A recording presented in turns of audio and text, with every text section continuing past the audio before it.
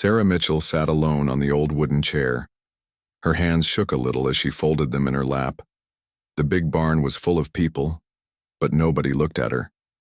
They all turned their eyes away when she tried to catch their gaze. The auctioneer stood on a small wooden box at the front. His voice was loud as he called out prices for different things. First, he sold some farm tools. Then he sold a cow. People raised their hands and shouted numbers. Everyone seemed happy and excited. But Sarah knew her turn was coming soon. She was 28 years old. In her small town, that was already too old for most things. Most girls got married when they were 18 or 20. Sarah had been married 6 times, but none of the marriages lasted long. The whole town knew her story. They whispered about her when she walked down the street. "There goes Sarah Mitchell," they would say. 6 husbands, and not one of them stayed. "She must be cursed," others would add. "No normal woman loses that many husbands." Sarah heard these words every day. She tried not to listen, but the words hurt her heart. She knew she was different from other women in town. She could read and write better than most men. She was good with numbers. She had ideas about how to make businesses work better. But these things seemed to scare men away. Her father had died 3 months ago. He left her with a small house and a lot of debt. Sarah tried to keep working at the telegraph office, but it was not enough money. The bank wanted to take her house. She had nowhere else to go. That was why she was here at the auction today. The charity auction happened 4 times a year. It was where people in trouble could find help. Sometimes families would bid on workers they needed. Sometimes single men would bid on women who needed homes. It was not exactly like buying and selling people, but it was close. The person being bid on would go live with whoever won the bid. They would work for them or marry them or just be their companion. It depended on what was agreed. Sarah did not want to be here. She felt ashamed sitting on this chair in front of all these people. But she had no choice. She needed someone to pay her debts and give her a place to live, even if it meant becoming someone's servant or wife. The woman before Sarah was named Jenny. She was young and pretty with blonde hair and a sweet smile. Men raised their hands quickly to bid on her. The price went up and up. Finally, the banker's son won with a bid of $35. Jenny smiled and walked over to him. She looked happy and relieved. Now it was Sarah's turn. "Next we have Sarah Mitchell," the auctioneer said. His voice was not as excited as before. "She is 28 years old. She can read and write. She knows how to work with numbers and keep books for a business." Sarah stood up and walked to the chair in front of everyone. She could feel hundreds of eyes looking at her. Some people whispered to each other. She heard words like trouble and unlucky and cursed. "She can cook and clean," the auctioneer continued. "She knows how to take care of a house. She is healthy and strong." Sarah tried to sit up straight and look brave. But inside she felt very small and scared. She looked out at all the faces in the crowd. Most of the men looked away when she tried to meet their eyes. The women looked at her with pity or disgust. "Do I hear a starting bid?" the auctioneer asked. "How about $10? Nobody raised their hand. $5? The auctioneer tried again. Still nothing. Sarah felt her face get hot with shame. Even $5 was too much for someone to pay for her. She wanted to run away, but she had nowhere to go. She needed this to work. She needed someone to take her in. The auctioneer looked uncomfortable. He cleared his throat and tried again. "Surely someone needs help with bookkeeping or managing a household." A few men in the crowd laughed quietly. Sarah heard one of them say, "Who would want to deal with her? She drove away 6 husbands already." Another man said, "My cousin was married to her for a week. He said she was too smart for her own good, always telling him how to run his business. Women like that bring nothing but trouble," added a third voice. Sarah felt tears starting to form in her eyes, but she forced them back. She would not cry in front of these people. She had her pride, even if it was all she had left. The auctioneer looked around the room one more time. "Come now, folks, someone must need her services. She is educated and capable." But the barn stayed quiet. People shuffled their feet and looked down at the ground. Sarah realized that nobody was going to bid on her. She would leave here today with nowhere to go and no way to pay her debts. The bank would take her house tomorrow. She started to stand up, ready to walk away in defeat. This had been her last hope, and it was not going to work. She felt more alone than she had ever felt in her life. "Wait," the auctioneer said. "Do I see a hand in the back?" Sarah looked toward the back of the barn. The crowd turned to look too. There in the shadows near the big doors, a man slowly raised his hand. He was tall and had gray hair. His clothes were simple but clean. Sarah had never seen him before. "Yes, I see you there," the auctioneer said, sounding relieved. "What is your bid, sir?" The man stepped forward a little, but not too far into the crowd. $50, he said in a quiet but clear voice. The entire barn went silent. $50 was more than anyone expected. It was more than most of the other people had sold for that day. Sarah stared at this stranger who had just offered so much money for her. $50, the auctioneer repeated, his voice excited again. "Do I hear 60? The barn stayed quiet. Nobody else wanted to bid against this mysterious man. "Going once, going twice," the auctioneer called out. "Sold to the gentleman in the back for $50. The gavel came down with a loud bang. Sarah felt dizzy. Someone had actually bought her services. She was saved from losing her house, at least for now. But she had no idea who this man was or what he would expect from her. The man walked forward through the crowd. People stepped aside to let him pass. As he got closer, Sarah could see his face better. He had kind eyes and lines around them that showed he had spent a lot of time in the sun. He was probably in his 40s. His hands were rough and strong, like someone who worked hard every day. He stopped in front of Sarah and looked at her with those kind eyes. "I am Josiah Brennan," he said simply. "Are you ready to go?" Sarah nodded, not trusting her voice to work properly. She gathered her small bag of belongings and followed this stranger out of the barn. She had no idea what her life would be like now, but it had to be better than sitting alone on that chair with nobody wanting her. As they walked toward his wagon, Sarah wondered if this would be her 7th failure with a man. She hoped not, but she had learned not to expect too much from life. At least for now, she had somewhere to go. As Sarah sat in Josiah's wagon, she thought about how she had ended up at that auction. It was not something that happened overnight. Her troubles with marriage had started 7 years ago when she was 21. Her first husband was Thomas Wright. He was the son of the man who owned the biggest bank in town. Thomas was handsome and well-dressed. All the girls in town wanted to marry him. Sarah felt lucky when he chose her. Thomas had seen her working at the telegraph office. She was one of the few women in town who could read the coded messages that came through the wires. She was fast at her job and never made mistakes. Thomas seemed impressed by her skills. "You are so smart, Sarah," he told her when he asked her to marry him. "I need a wife who can help me with my work at the bank." Sarah was happy. Finally, she had found a man who liked that she was smart. They had a small wedding at the church. Sarah wore her mother's old white dress. She thought her new life would be wonderful. But 3 days after the wedding, everything changed. Thomas came home from work looking angry. "Sarah, you need to quit your job at the telegraph office," he said. "Why?" Sarah asked. "I thought you liked that I was good at my work." "That was before we were married," Thomas replied. "Now you are my wife. You should stay home and take care of the house. People are talking about how strange it is for a married woman to work." Sarah felt confused and hurt. "But we need the money from my job, and I like working. I am good at it." Thomas got angrier. "I make enough money for both of us. I do not want my wife working like a common person. It makes me look bad." Sarah tried to explain that she wanted to keep working, but Thomas would not listen. They had big fights about it every day. Finally, Thomas packed his bags and left. "I cannot be married to a woman who will not obey me," he said as he walked out the door. 3 days later, their marriage was ended by the church. Thomas told everyone that Sarah was too stubborn to be a good wife. Sarah went back to work at the telegraph office, but now everyone looked at her differently.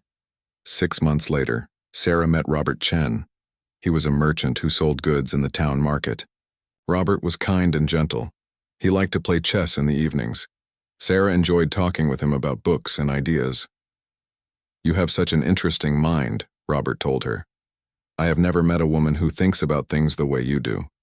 Robert asked her to marry him after they had been friends for 3 months. Sarah said yes, hoping this marriage would be different from the first one. For the first few weeks, everything seemed good. Robert let Sarah keep her job. He enjoyed their evening talks. But then one night, they played chess together at the local tavern where other people could watch. Sarah was very good at chess. Her father had taught her when she was young. She usually let Robert win when they played at home because she knew men did not like to lose to women. But that night at the tavern, she forgot to be careful. She won the game quickly and easily. The other men watching started laughing at Robert. "She beat you fair and square, Robert," one man called out.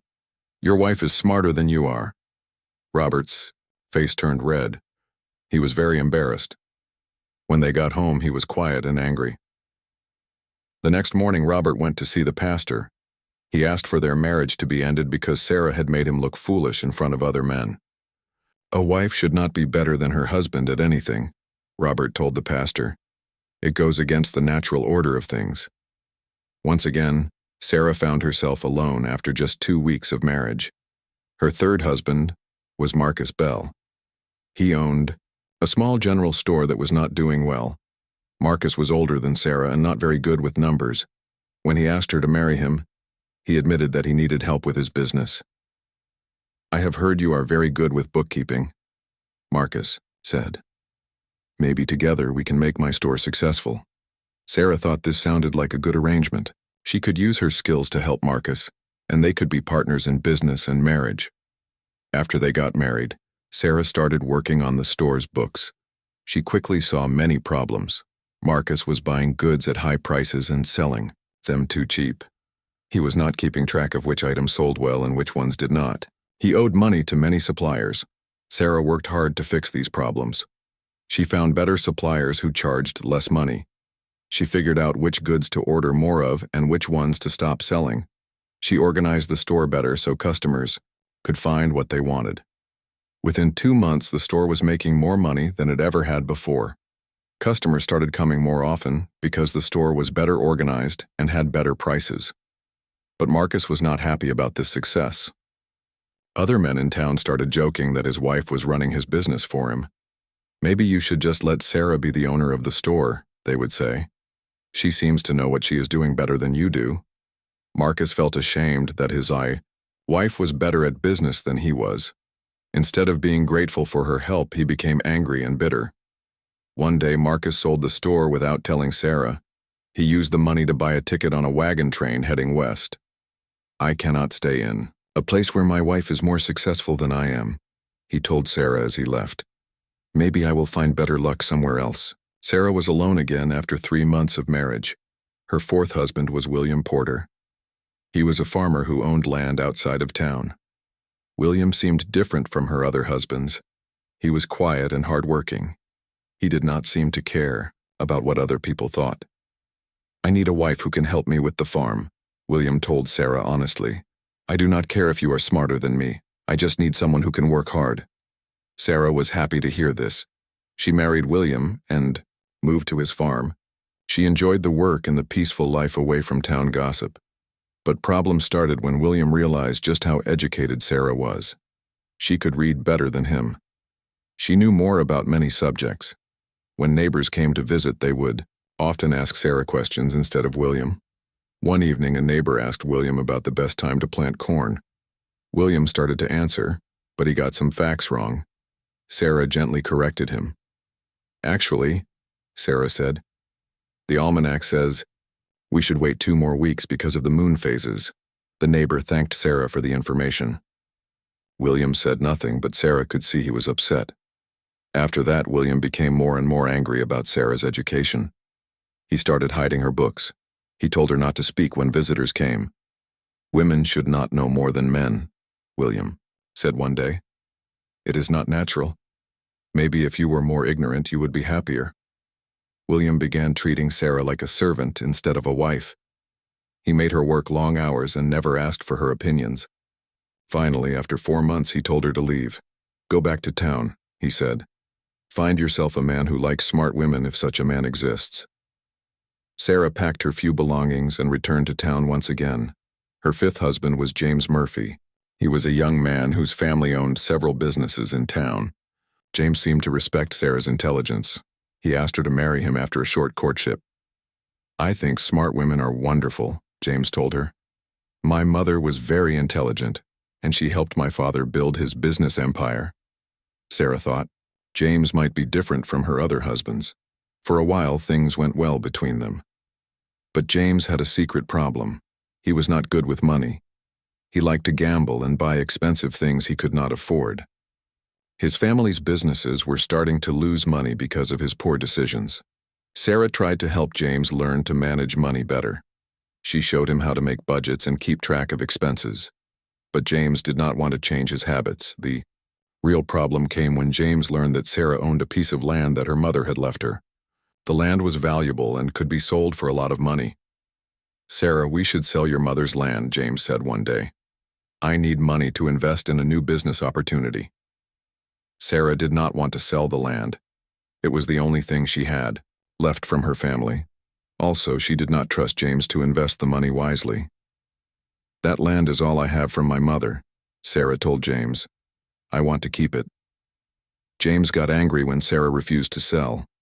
He tried to pressure her every day. He said she was being selfish and stubborn. When Sarah still refused, James decided to leave.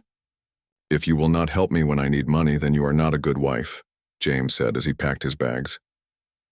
Their marriage ended after 5 months. Sarah's sixth and most recent husband was Charles Watson. He was a teacher at the local school. Sarah thought that a man who was educated himself would appreciate her intelligence. Charles seemed perfect at first. He enjoyed talking with Sarah about books and ideas. He respected her opinions and asked for her advice. But Charles had a big ego. He liked people to think he was the smartest person in any room. This worked fine until the night of the town meeting. The town was trying to decide how much money to spend on a new bridge. Charles stood up and gave a speech about the costs. But he made several mistakes in his mathematics. The numbers he gave did not add up correctly. Sarah tried to stay quiet, but she could see that Charles's mistakes would cost the town a lot of extra money. Finally, she could not help herself. "Excuse me," Sarah said, standing up in the crowded meeting hall. "I think there might be an error in those calculations." Sarah politely explained the mistakes and showed the correct numbers. She was right, and everyone could see it. Sarah sat quietly in the wagon as it rolled away from town. She stole glances at the man beside her.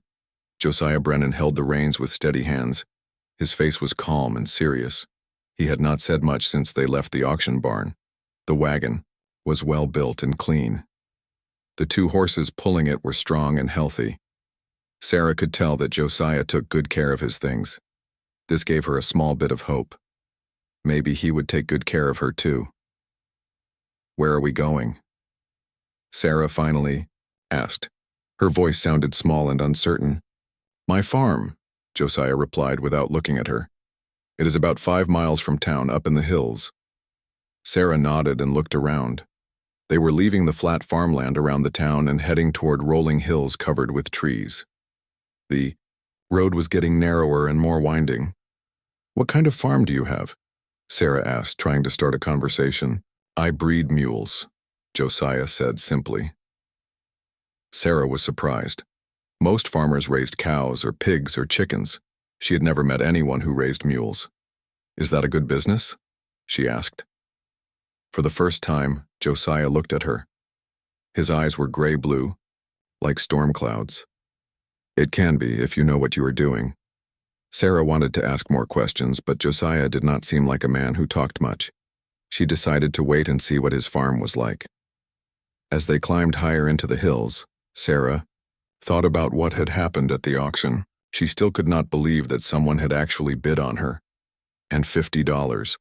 That was more money than most people in town made in 2 months. Why had this stranger been willing to pay so much for her? What did he expect from her? Sarah had learned not to trust men's promises, but she had no choice now. She had to hope that Josiah Brennan was different from her 6 former husbands. The sun was getting low in the sky when they finally reached Josiah's farm. Sarah's first sight of it took her breath away. The farm was much bigger than she had expected. It sat in a wide valley between green hills. There were several large barns, a corral with strong fences, and fields of grass that seemed to go on forever. The house was not fancy, but it was solid and well maintained. It had a wide front porch and windows that sparkled clean in the evening light. Sarah could see flower boxes under some of the windows. "You live here all alone?" Sarah asked, as Josiah stopped the wagon in front of the house. "I do," Josiah said. He climbed down from the wagon and came around to help Sarah down. Sarah looked around in wonder. The farm was beautiful and peaceful. She could hear birds singing in the trees and the soft sound of animals moving in the pastures. It was so different from the noisy, crowded town. "How many mules do you have?" Sarah asked. "About 60 right now," Josiah replied. "Some are full grown, some are still young." Sarah was impressed. 60 mules was a lot of animals. This was clearly a successful business, much bigger than she had imagined. Josiah picked up Sarah's small bag from the wagon and started walking toward the house. "Come on. I will show you where you will sleep." Sarah followed him up the porch steps and into the house. The inside was simple but comfortable. The main room had a stone fireplace, a wooden table and chairs, and shelves lined with books. Sarah was surprised to see so many books in the home of a man who seemed so quiet. "You like to read?" Sarah asked, pointing at the books. "I do," Josiah said. "Long winter evenings get boring without something to read." This was encouraging. At least Josiah was not against books and learning like some of her former husbands had been. Josiah led her down a short hallway to a small bedroom. It had a narrow bed, a chest of drawers, and a window that looked out over the pastures. "This room is yours," Josiah said, setting down her bag. "You can arrange it however you like." Sarah was relieved to have her own room. She had been worried that Josiah might expect her to share his bed right away. "Thank you," Sarah said. "It is a nice room." Josiah nodded and turned to go. Then he stopped and looked back at her. "Sarah," he said, "we should talk about what I expect from you." Sarah's heart started beating faster. Here it comes, she thought. Now he will tell me what kind of wife he wants me to be. "I paid $50 for you at that auction," Josiah continued. "But I want you to know that I do not think I own you. You are not my slave or my servant." Sarah was confused. "Then what do you want from me?" Josiah was quiet for a moment, as if he was choosing his words carefully. "I need help running this farm," he said finally. "The mule business is getting bigger than I can handle alone. I need someone who can keep records, write letters to buyers, manage the money side of things."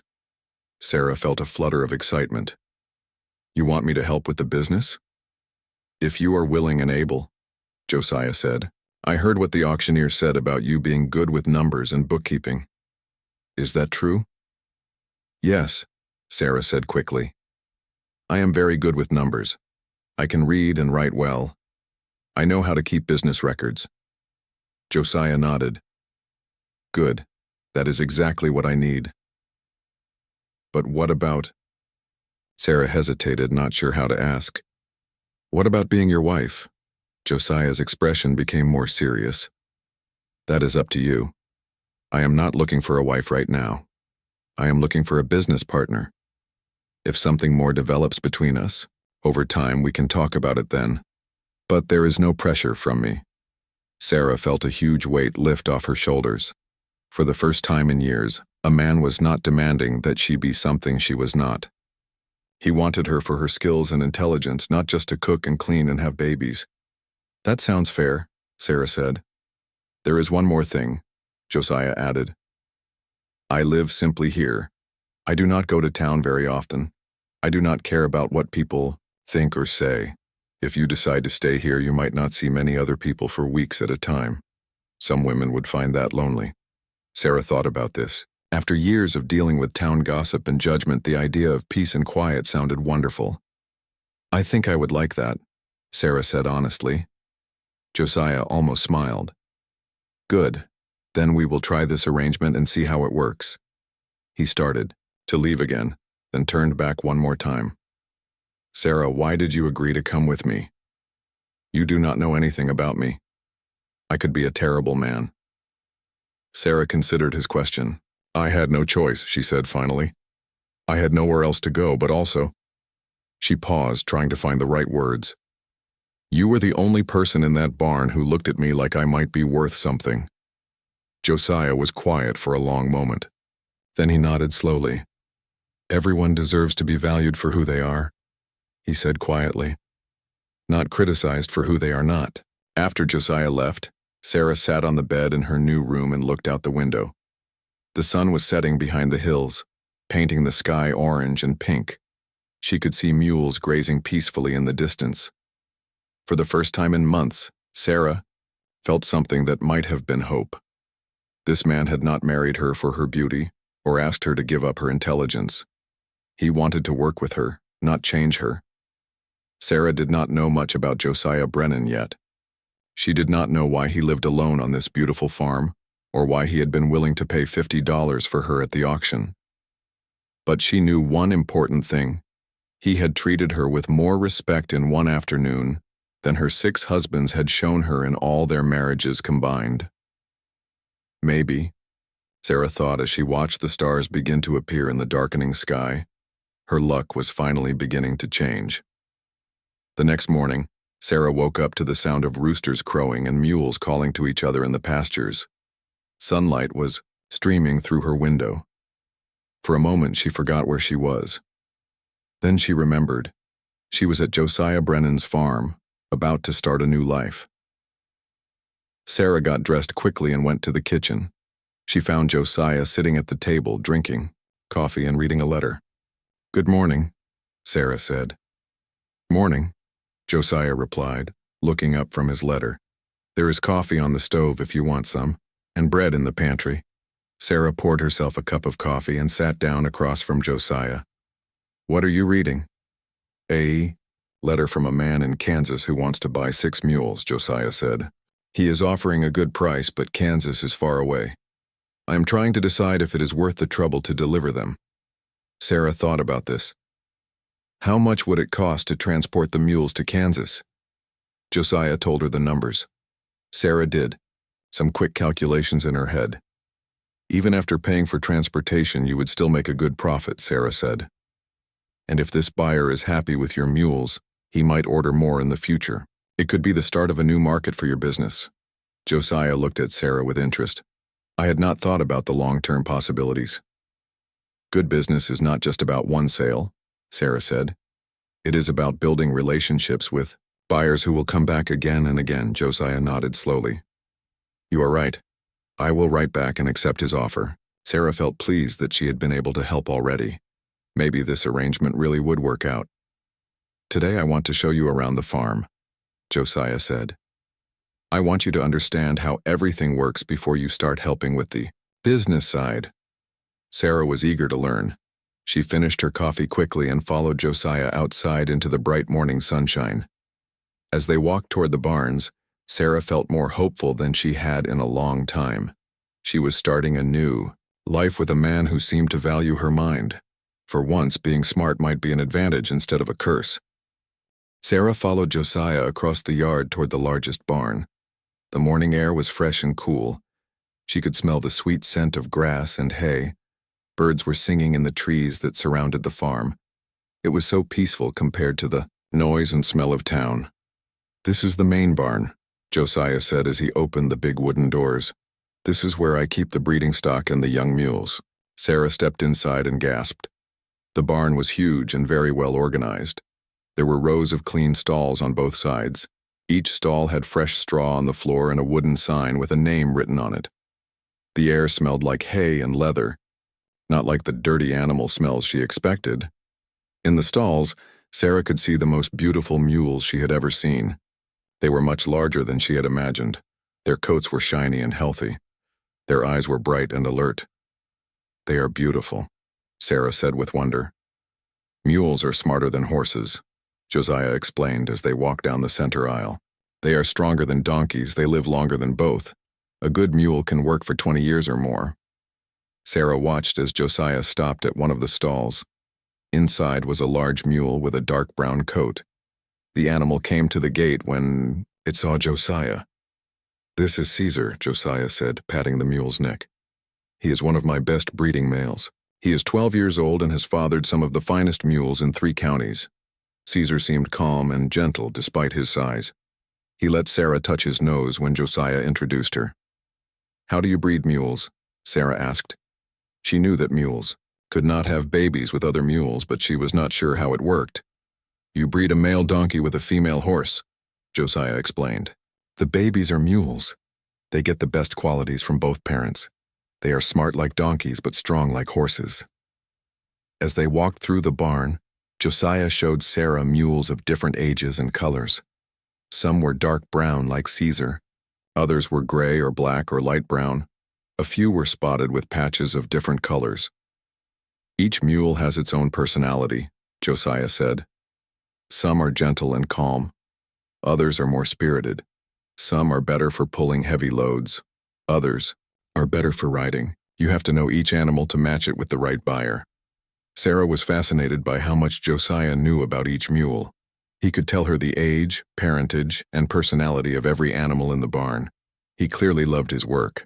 "How did you learn so much about mules?" Sarah asked. "My father bred mules," Josiah said. "I grew up around them. After he died, I took over the business. That was 15 years ago." Sarah noticed that Josiah's voice became quieter when he talked about his father. She wondered if there was sadness there, but she did not ask. She was still learning about this quiet man. They left the main barn and walked to a smaller building nearby. "This is where I keep the tack and equipment," Josiah said, opening another door. Inside, Sarah saw rows of bridles, saddles, and harnesses hanging neatly on the walls. Everything was clean and well maintained. There were also tools for grooming the animals and taking care of their hooves. "Do you take care of all this by yourself?" Sarah asked. "Mostly," Josiah replied. "I have a boy from town who comes to help sometimes during busy seasons, but most of the year it is just me." Sarah was amazed. Managing 60 mules by himself seemed like an enormous amount of work. No wonder Josiah needed help with the business side of things. Next, Josiah showed her the pastures where the mules spent most of their time. The fields were surrounded by strong wooden fences. The grass was thick and green. Several groups of mules were grazing peacefully in different areas. "Why do you keep them in separate groups?" Sarah asked. "The young ones stay together," Josiah explained. "The breeding animals have their own pasture. The mules that are ready to sell stay in another area. It keeps them organized and prevents fights." Sarah could see that Josiah had thought carefully about every aspect of his operation. Nothing was left to chance. They walked to the top of a small hill that overlooked the entire farm. Sarah could see the house, the barns, the pastures, and the mountains beyond. It was one of the most beautiful places she had ever seen. "How much land do you own?" Sarah asked. 400 acres, Josiah said. "I bought more land as the business grew. There is good water here, and the grass grows well. Mules need plenty of space to run and graze." 400 acres. Sarah had never imagined owning so much land. Her father had owned just 2 acres in town. This farm was like a small kingdom. "You built all this yourself?" Sarah asked. "Over many years," Josiah replied. "I started with just 50 acres and a few mules. Every year I reinvested the profits back into the business, buying more land, building better barns, acquiring better breeding stock." Sarah was impressed by Josiah's business sense. He clearly understood how to grow a company over time. As they walked back toward the house, Josiah showed Sarah a small building she had not noticed before. "This is my office," he said, opening the door. Inside was a desk covered with papers, several chairs, and shelves full of books and files. Sarah could see letters, bills, breeding records, and sale contracts scattered across the desk. "This is where I keep track of the business," Josiah said. "But as you can see, I am not very good at organization." Sarah looked at the mess of papers and felt her fingers itch to straighten them out. She could see immediately how the office could be better organized. "May I look at some of these papers?" Sarah asked. "Of course," Josiah said. "This is what I need help with." Sarah picked up a stack of letters and started reading through them. They were orders from buyers, requests for information, and offers to purchase mules. Some of the letters were weeks old and had not been answered yet. "You have a lot of potential customers here," Sarah said excitedly. "But some of these letters are so old that the buyers might have found mules somewhere else by now." Josiah looked embarrassed. "I know. I keep meaning to answer them, but there is always something else that needs to be done. The animals come first." Sarah understood. Taking care of 60 mules was a full-time job, but she could also see that Josiah was losing money by not responding to customers quickly. "What if I took over all the correspondence?" Sarah suggested. "I could answer letters, send information to potential buyers, and keep track of orders." "Would you be willing to do that?" Josiah asked. "I would love to," Sarah said honestly. "I enjoy working with numbers and organizing things, and I think I could help you find more customers too." Josiah looked relieved. "That would be a great help. I have been trying to manage everything myself, but the business has grown bigger than one person can handle." They spent the rest of the morning going through the papers in the office. Sarah sorted them into piles: urgent letters that needed immediate responses, orders that were ready to fulfill, bills that needed to be paid, and breeding records that needed to be filed. As she worked, Sarah asked Josiah questions about his business practices.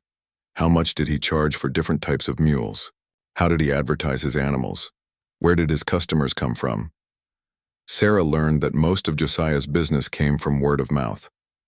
Satisfied customers told their friends about his high-quality mules, but he had never tried to actively seek out new markets.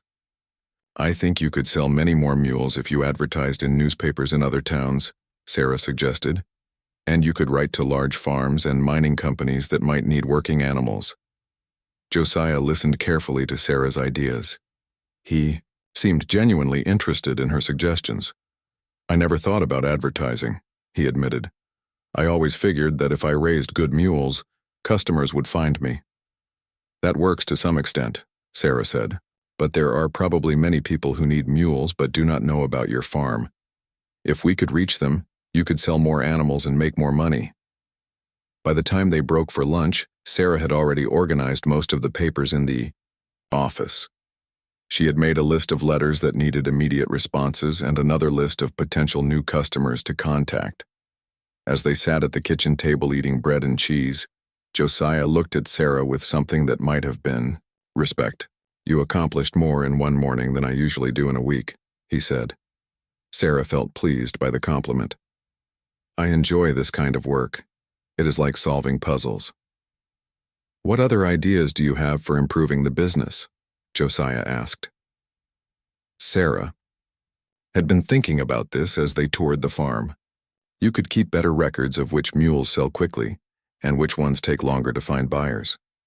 That would help you know what types of mules are most popular.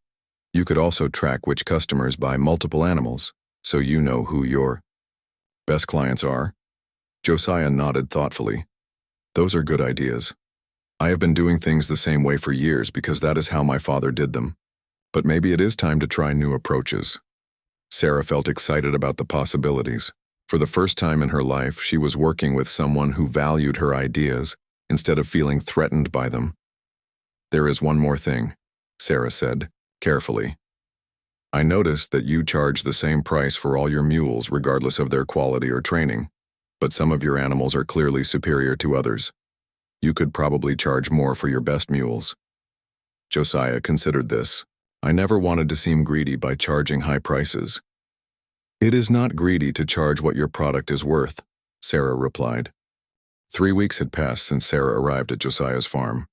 She had settled into a routine that felt more natural than any life she had known before. Every morning, she woke early and helped Josiah feed the mules. Then she spent her days in the office answering letters and organizing the business records. Sarah had already written replies to all the old letters that had been sitting on Josiah's desk. She was amazed to learn that several customers were still interested in buying mules, even though their letters were months old. This had already brought in 2 new sales worth $80. She had also started keeping detailed records of each mule. She wrote down their ages, colors, temperaments, and special skills. Some mules were gentle enough for women and children to ride. Others were strong enough to pull heavy wagons. Some were smart and could learn tricks. Sarah made notes about each animal so Josiah could match the right mule with the right buyer. "You have a gift for this," Josiah told her one evening as they reviewed the new record-keeping system. "I never thought to write down so much information about each animal." "Every business needs good records," Sarah replied. "How else can you know which mules are your most profitable or which customers buy?" "The most animals." Josiah shook his head in amazement. "In 15 years of running this farm, I never thought about things like that. I just raised mules and sold them when people wanted to buy them." Sarah was learning that Josiah was an excellent mule breeder, but had never learned much about the business side of things. He could train a stubborn mule or cure a sick animal, but he had no system for tracking profits or finding new customers.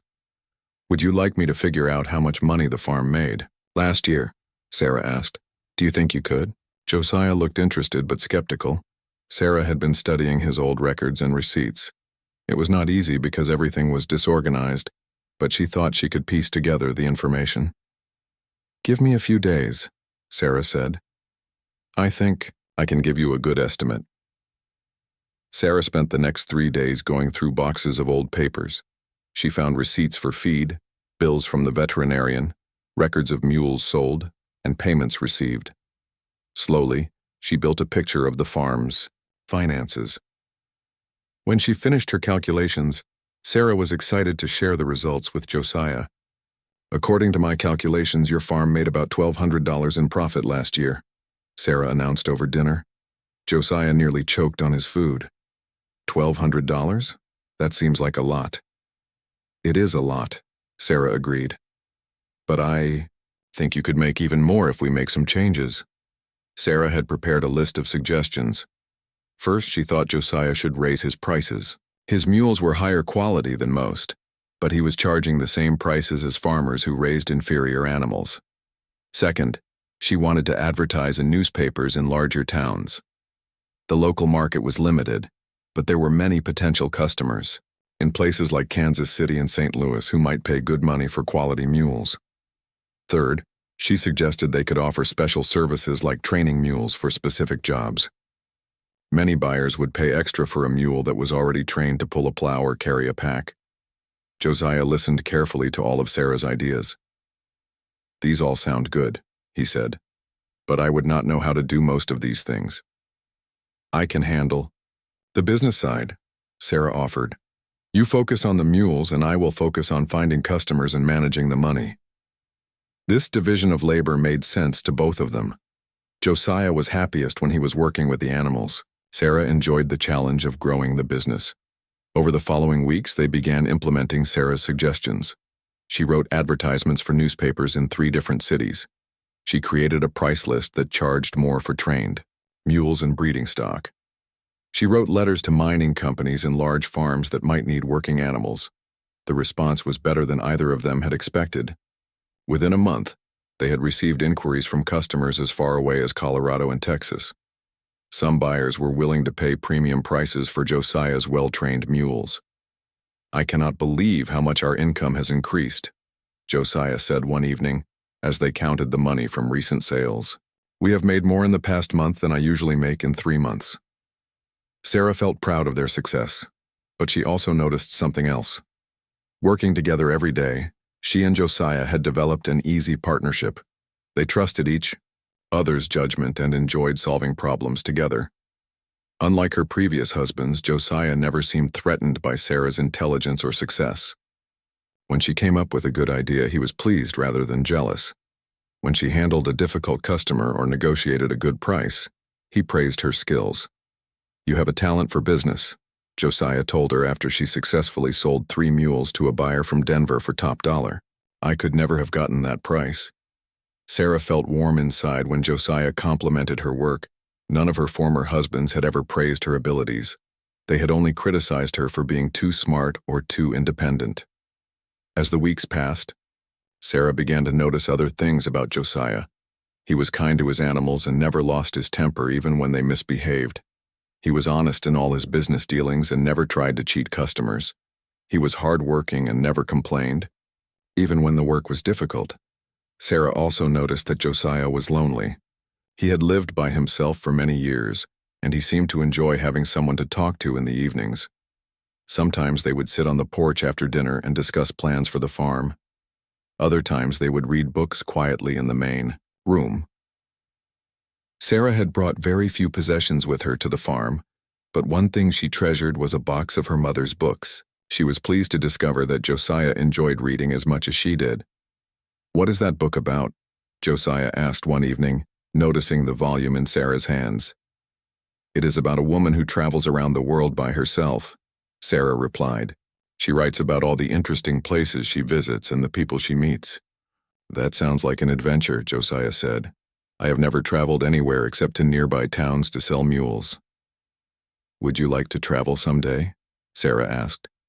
Josiah considered this. "Maybe, but I think I would miss this place too much. I have worked hard to build something here." Sarah understood that feeling. She was beginning to feel attached to the farm too. It was the first place where she had felt truly useful and appreciated. One evening, as they were finishing dinner, Josiah surprised Sarah by asking a personal question. "Sarah, why do you think your marriage has failed?" Sarah had been thinking about this same question lately. "I think it was because those men wanted wives who would make them feel important. They wanted women who would look up to them and never question their decisions. They did not want partners who had their own ideas." "What kind of husband would you want?"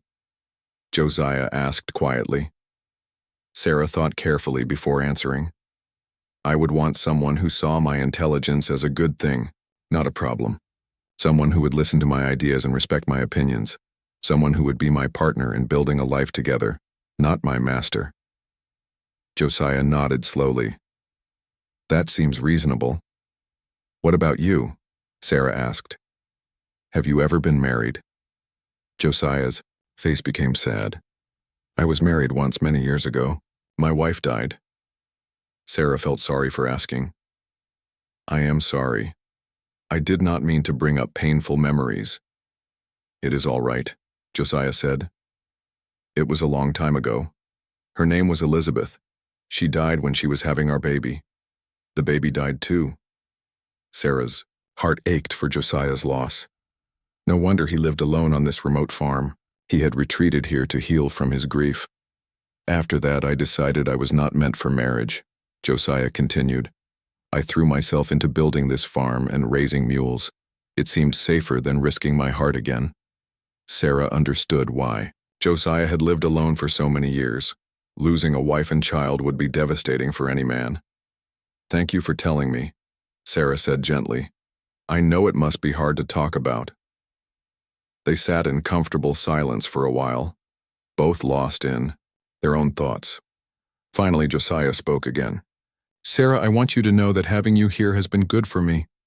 I had forgotten how nice it is to have someone to share meals with and talk to in the evenings."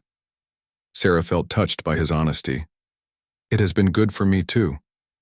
I feel useful here. I feel like I am building something worthwhile." "You are," Josiah said firmly. "This farm is more successful than it has ever been, thanks to your ideas and hard work." As autumn approached, Sarah realized that she had been at the farm for almost 2 months. It was the longest she had stayed anywhere since her father died. She had found a rhythm and purpose that satisfied her in ways she had never experienced. But she also realized that her feelings for Josiah were changing. What had started as gratitude for his kindness was growing into something deeper. She enjoyed their conversations, admired his gentle strength, and felt comfortable in his presence in ways she had never felt with her former husbands. Sarah was not sure if Josiah felt the same way about her. He was always kind and respectful, but he had not shown any romantic interest. She remembered that he had said he was looking for a business partner, not a wife. Still, Sarah could not help hoping that their partnership might someday become something more. For the first time in her life, she had found a man who truly valued her for who she was. Winter came early that year. By November, snow was falling heavily in the mountains around Josiah's farm. The roads became difficult to travel, and visitors became rare. Sarah found herself spending long hours indoors with Josiah, and she discovered that she enjoyed his quiet company more each day. The mule business slowed down during winter months. Most buyers preferred to wait until spring to purchase animals. This gave Sarah and Josiah time to plan for the next year and catch up on indoor work. Sarah organized all the business records and wrote letters to potential customers for spring sales. Josiah repaired equipment and planned improvements to the barns. They had developed comfortable evening routines. After dinner, they would sit by the fireplace and read or talk. Sometimes Josiah would play his harmonica while Sarah mended clothes or worked on the account books. It felt peaceful and domestic in a way that Sarah had never experienced in her brief marriages. One particularly snowy evening in December, they were trapped inside by a fierce blizzard. The wind howled around the house and snow piled up against the windows. Josiah had spent most of the day checking on the mules to make sure they were warm and safe in the barns. "I have never seen a storm this bad," Sarah said as she watched, the snow swirling outside the kitchen window. "This reminds me of the winter Elizabeth died," Josiah said quietly. Sarah looked at him in surprise. Josiah rarely talked about his first wife. In the months Sarah had been living at the farm, he had only mentioned Elizabeth a few times. "It was a night just like this," Josiah continued, staring into the fire. "The snow was so deep that we could not get to town for help." Sarah felt her heart start to ache for him. She could see the pain in his eyes as he remembered that terrible night. "You do not have to talk about it if it hurts too much," Sarah said gently. "Maybe it would be good to talk about it," Josiah replied. "I have kept it locked inside for 15 years. Sarah moved her chair closer to his and waited for him to continue. "Elizabeth was the prettiest girl in town," Josiah began. "She had golden hair and blue eyes and the sweetest smile. Every young man wanted to marry her, but she chose me. I never understood why." Sarah could hear the love and wonder in Josiah's voice when he talked about Elizabeth. "We were so happy together," Josiah continued. "She loved this farm as much as I did. She helped me with the mules and never complained about living so far from town. When she told me she was going to have a baby, I thought my life was perfect." Josiah paused and took a deep breath before continuing. "The baby was supposed to come in March, but Elizabeth started having pains in February during that big snowstorm. I tried to saddle a horse to ride to town for the doctor, but the snow was too deep. The horse could not make it through the drifts." Sarah could imagine how helpless and frightened Josiah must have felt.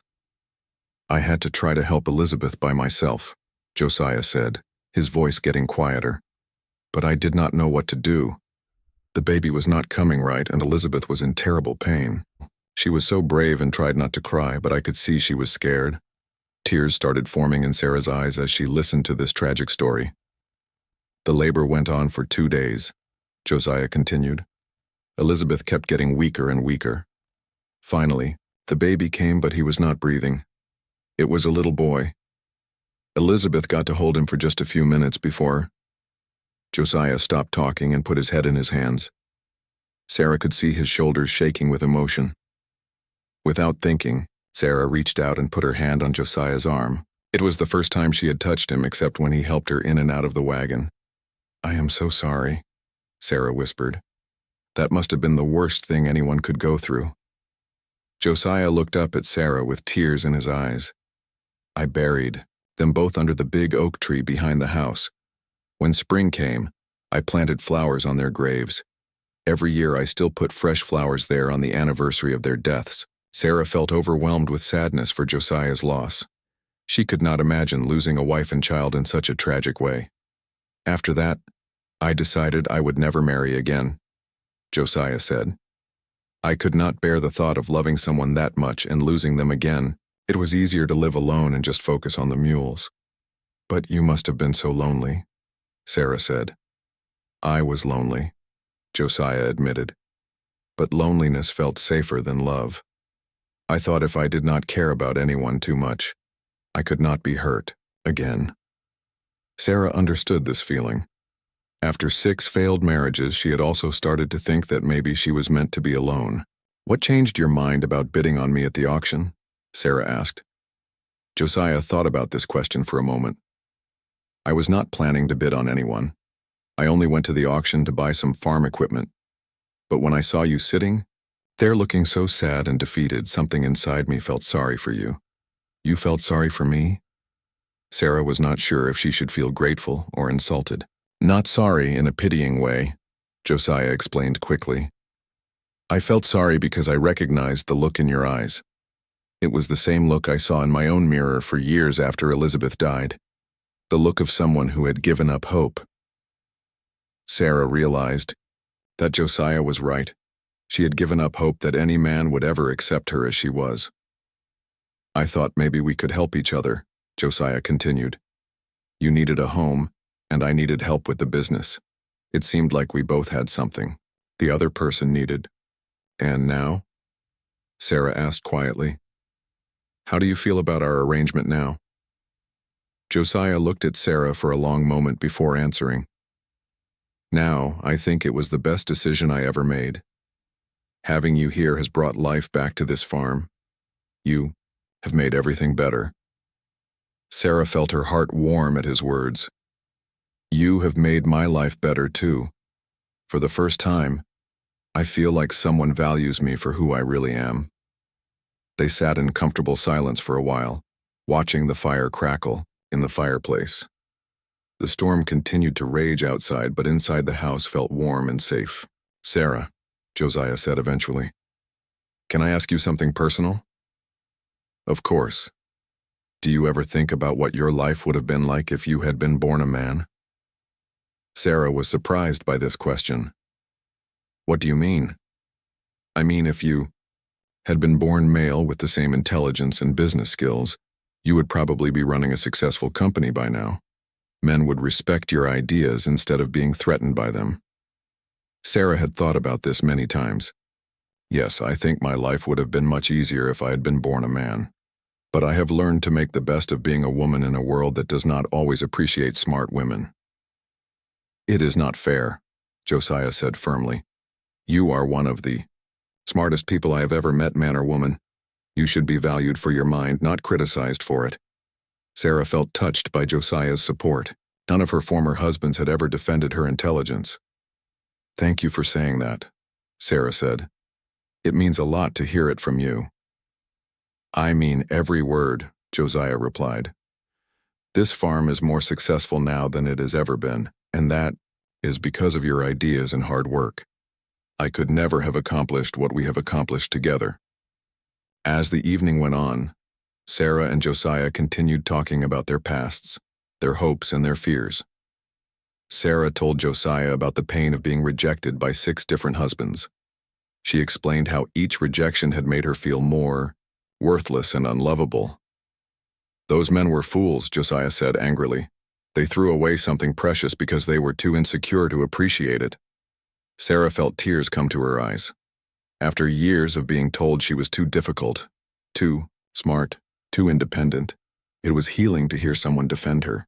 I started to think there was something wrong with me, Sarah admitted. Maybe I was not meant to be married, maybe I was too different from other women. There is nothing wrong with you, Josiah said firmly. You are exactly as you should be. Those men were the ones with problems, not you. As the fire burned lower, Sarah realized that this conversation had changed something between her and Josiah. They had shared their deepest hurts and fears with each other. There was a new level of trust and understanding between them. Josiah, Sarah said carefully, do you think you could ever care about someone again? Or has losing Elizabeth made that impossible? Josiah was quiet for a long time. Sarah worried that she had asked too personal a question. I thought it was impossible, Josiah said finally. For 15 years I believed I would never feel anything for another woman. But lately, I have been wondering if maybe I was wrong. Sarah's heart started beating faster. What do you mean? I mean that having you here has awakened feelings I thought were dead, Josiah said quietly. I find myself looking forward to our conversations. I enjoy working with you during the day and talking with you in the evenings. I care about your happiness and well-being. Sarah felt a flutter of hope in her chest. Those sound like the beginnings of deeper feelings. They might be, Josiah admitted. But I am scared, Sarah. I am scared of caring too much and getting hurt again. Sarah understood his fear completely. I am scared too. After 6 failures, I am afraid to hope that I might finally find someone who could truly love me.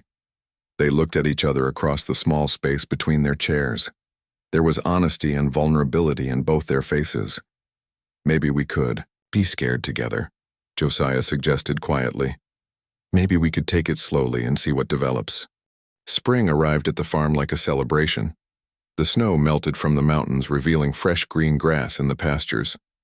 The mules seemed happy to spend more time outside after the long winter. Sarah felt renewed energy as she watched the world come back to life around her. The winter months had changed things between her and Josiah.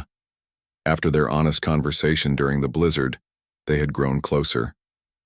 They were no longer just business partners sharing a house. They had become true friends who cared deeply about each other's happiness. But more than that, Sarah could feel something romantic growing between them. Josiah would sometimes touch her hand when they were working together. He would compliment her appearance as well as her work. He seemed to find excuses to spend time with her, even when they had finished their daily tasks. Sarah found herself thinking about Josiah more and more.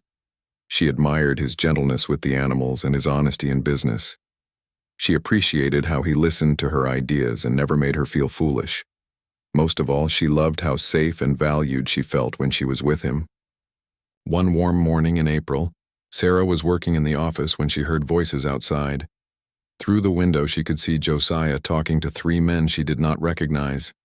They looked like businessmen from town, dressed in suits and carrying briefcases. Sarah went outside to see what they wanted. "Sarah, come meet these gentlemen," Josiah called to her. "They are from the railroad company in Kansas City." The men introduced themselves politely, but Sarah could see they were surprised to meet a woman who was clearly involved in the business. "We have heard excellent things about the quality of your mules," the lead man said to Josiah. "The railroad is expanding our operations, and we need reliable animals for construction work in difficult terrain." Sarah felt excited. This could be a very large order that would bring in substantial money. "How many mules would you need?" Josiah asked. "Initially about 30 animals," the man replied. "If they work out well, we might need 50 more later this year." 30 mules. That was half of Josiah's current stock. It would be the biggest sale in the farm's history. "What kind of work will the mules be doing?" Sarah asked. The railroad men looked surprised that a woman would ask such a question, but they answered politely. "They will be carrying supplies to remote construction sites and pulling equipment through rough mountain passes." Sarah's mind was already working. "You will need mules that are strong and sure-footed, animals that can handle difficult terrain and are not easily spooked by loud noises." "Exactly right," one of the men said, looking impressed. "You know mules very well." Josiah smiled at Sarah with pride. "Sarah manages all the business aspects of our operation. She knows every animal we have and their specific strengths." The railroad men spent the rest of the morning looking at mules with Josiah and Sarah. Sarah was able to recommend specific animals that would be perfect for railroad work. She explained which mules were best trained and most reliable. When it came time to discuss prices, the railroad men tried to negotiate with Josiah, but Sarah stepped in with facts and figures that proved their mules were worth premium prices. "Our mules live longer and work harder than animals from other breeders," Sarah explained confidently. "You will save money in the long run by buying quality animals that will not need to be replaced frequently." By the end of the day, they had agreed on a sale of 30 mules for $1,800. It was more money than Josiah had ever made from a single transaction. After the railroad men left, Josiah grabbed Sarah and spun her around in celebration. "We did it," he shouted happily. "That was incredible." Sarah laughed as Josiah set her down. She realized it was the first time he had ever embraced her, and it felt wonderful. "We make a good team," Sarah said, still smiling. "We make an amazing team," Josiah corrected. "I could never have gotten that price without your help." As summer progressed, word spread about the quality of their mules and their professional business practices. They received inquiries from customers in distant states. Sarah had to hire a part-time helper just to keep up with all the correspondence. The success brought visitors to the farm almost every week. People came from hundreds of miles away to see Josiah's mules and meet the woman who was revolutionizing the business. Some of the visitors were people from Sarah's old town who had heard about her success. They seemed amazed to see the woman they had considered unmarriageable, now thriving in business and obviously happy. One day in July, Sarah's former husband, Thomas Wright, came to the farm with his father, the banker. They were looking to buy mules for their new freight business.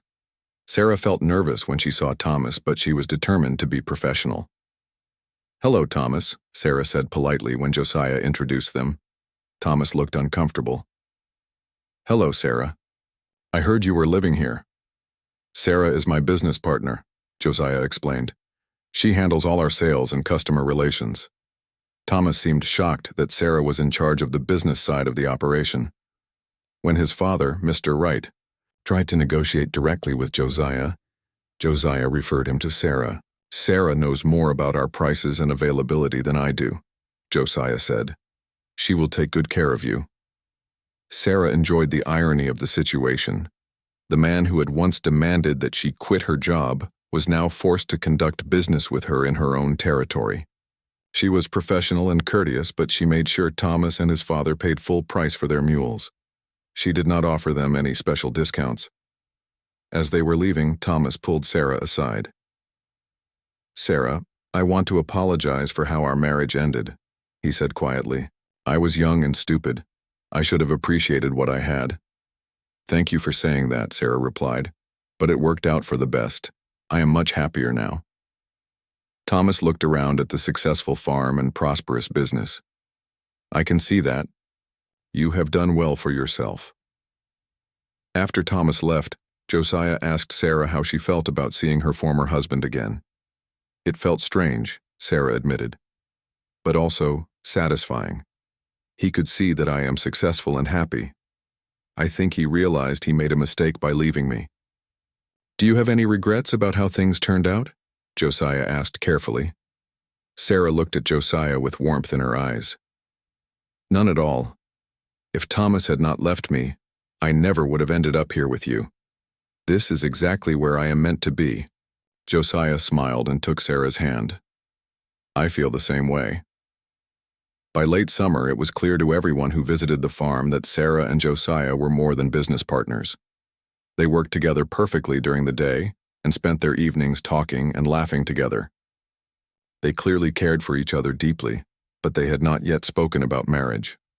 Both of them were cautious about taking that step.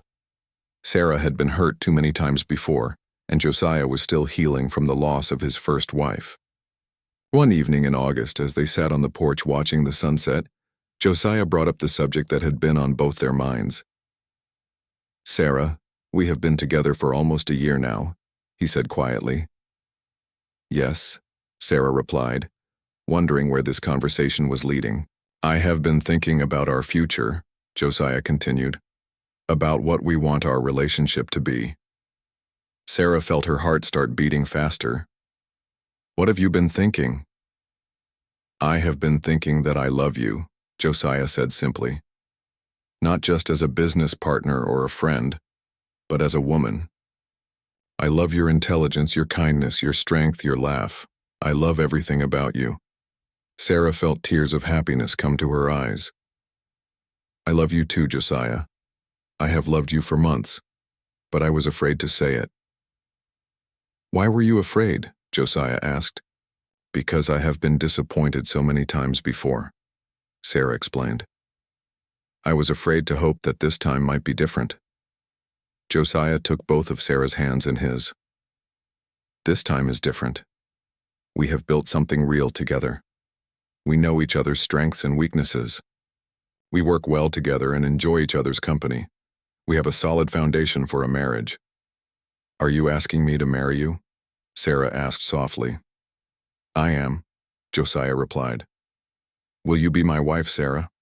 Will you help me build a life and a business together?" Sarah looked into Josiah's kind eyes and saw nothing but love and sincerity. This was so different from her previous marriages. Those had been based on attraction or convenience or desperation.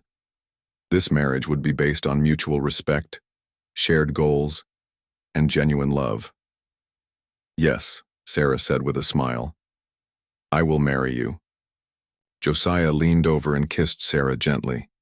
It was their first kiss, and it felt like a promise of all the happiness to come. They were married in September at the small church in town. It was a simple ceremony with just a few friends as witnesses. Sarah wore a new blue dress that Josiah had bought for her.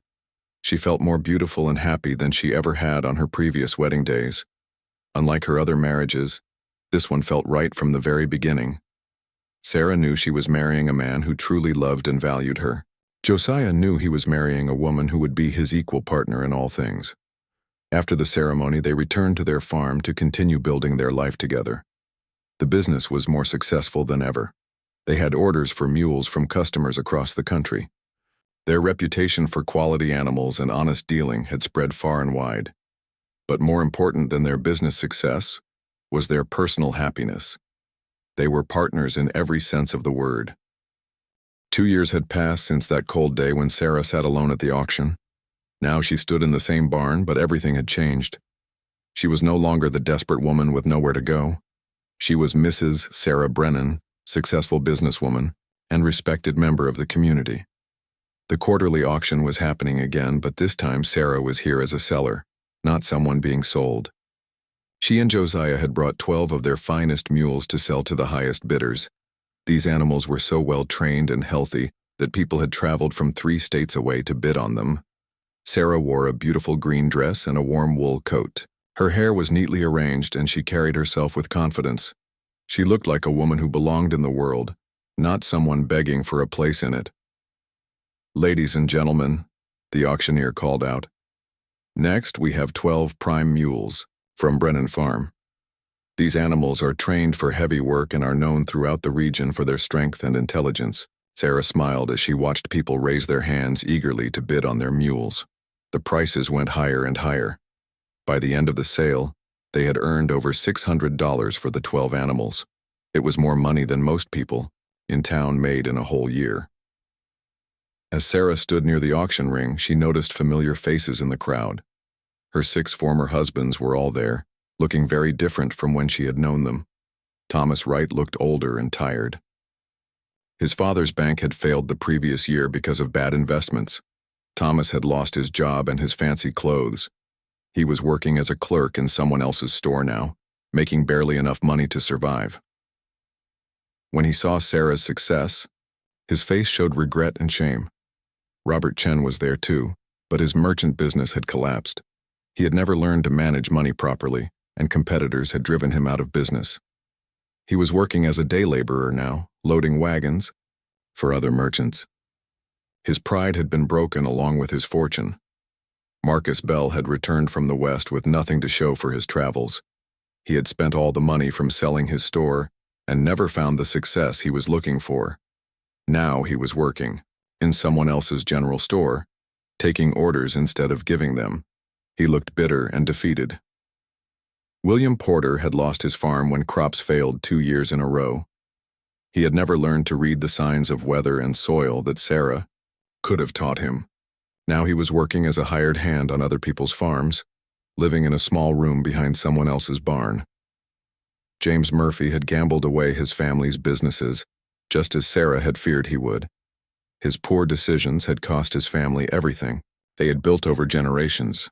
He was working as a salesman now, trying to rebuild what he had destroyed, but nobody trusted him with important business anymore. Charles Watson, her most recent former husband, had been fired from his teaching job in the next county when it was discovered that he had been making errors in the school's financial records. Word of his poor mathematics skills had followed him everywhere. He could not find steady work and was barely making ends meet as a private tutor for slow students. All 6 men who had rejected Sarah because she was too smart, too independent, too successful were now struggling while she thrived. It was not that Sarah wanted them to suffer, but she could not help noticing the irony of the situation. After the auction ended, several of her former husbands approached Sarah. They seemed nervous and embarrassed, but curiosity overcame their pride. "Sarah," Thomas said awkwardly, "I heard about your success. Congratulations. Thank you, Thomas, Sarah replied politely. She felt no anger toward him anymore, only pity for his circumstances. I have been thinking, Thomas continued, about how things ended between us. I realize now that I made a mistake. You were trying to help me, and I was too proud to listen. We were both young, Sarah said kindly. We wanted different things, from marriage. Marcus Bell joined the conversation. Sarah, I wonder if you might need any help at your farm. I know I made mistakes before, but I have learned from them. Sarah could see the desperation in Marcus's eyes. He was looking for any way to improve his situation. I am sorry, Marcus, Sarah said gently, but Josiah and I have all the help we need. But I wish you well in finding steady work. One by one, her other former husbands came to speak with her. Some apologized for how they had treated her. Others hinted that they might be interested in renewing their relationship. All of them seemed amazed by her transformation from outcast to success story. Sarah was gracious to all of them, but she felt no desire to gloat over their misfortunes. She had found happiness and success, and that was enough. She did not need revenge against men who had already been punished by their own poor choices. As Sarah was talking with her former husbands, Josiah appeared at her side. He was carrying the money from their mule sales and looked pleased with the results. Ready to go home?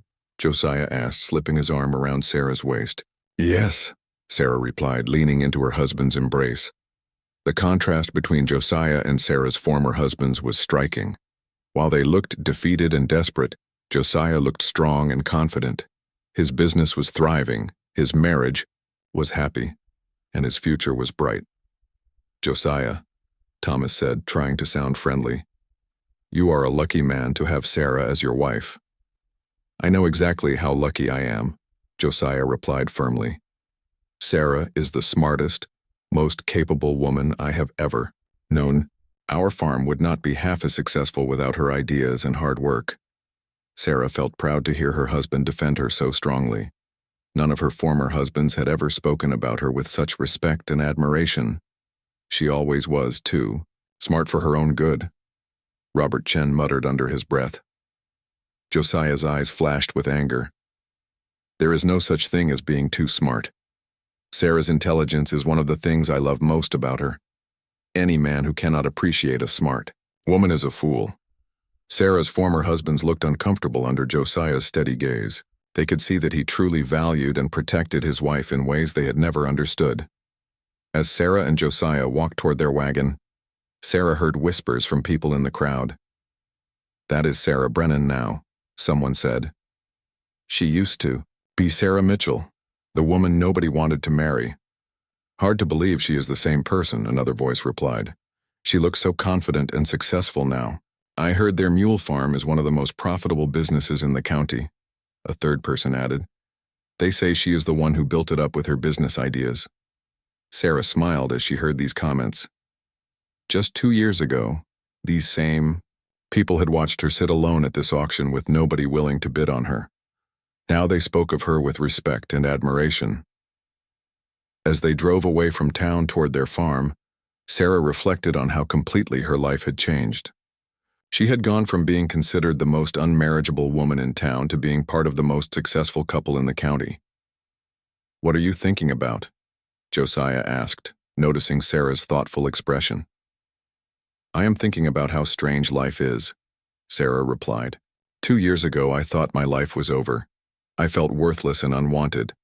Now I feel like the luckiest woman in the world. You are not lucky, Josiah said seriously. You are smart, hardworking, and strong. You created your own success through your efforts and abilities. We created it together, Sarah corrected. I could not have done any of this without you believing in me. And I could not have done it without your ideas and skills, Josiah replied. We are a perfect partnership. As they reached the top of the hill overlooking their farm, Sarah looked down at the thriving business they had built together. The barns were full of healthy animals. The pastures were green and well-maintained. The house looked warm and welcoming, with smoke rising from the chimney. But more than the material success, Sarah treasured what she had found with Josiah. She had found a man who loved her not despite her intelligence and independence, but because of these qualities. She had found a true partner who respected her ideas and valued her contributions. "Do you ever regret bidding on me that day?" Sarah asked playfully. Josiah laughed and pulled Sarah closer to him on the wagon seat. "That $50 was the best investment I ever made. I got a brilliant business partner, a wonderful wife, and the love of my life, all for the price of a good horse." "Only $50?" Sarah teased. "I think I am worth at least 60. "You are worth more than all the money in the world," Josiah said seriously. "I would pay any price to have you in my life." As the sun set behind the mountains, Sarah felt completely content with her life. She had learned that being rejected by the wrong man had led her to find the right man. All her failures had been necessary steps on the path to true success and happiness. The woman who had once been dismissed as unmarriageable had become the most happily married woman in the county. The intelligence that had driven away 6 husbands had attracted the perfect 7th. Sarah had discovered that she did not need to change herself to find love. She just needed to find someone wise enough to appreciate who she already was.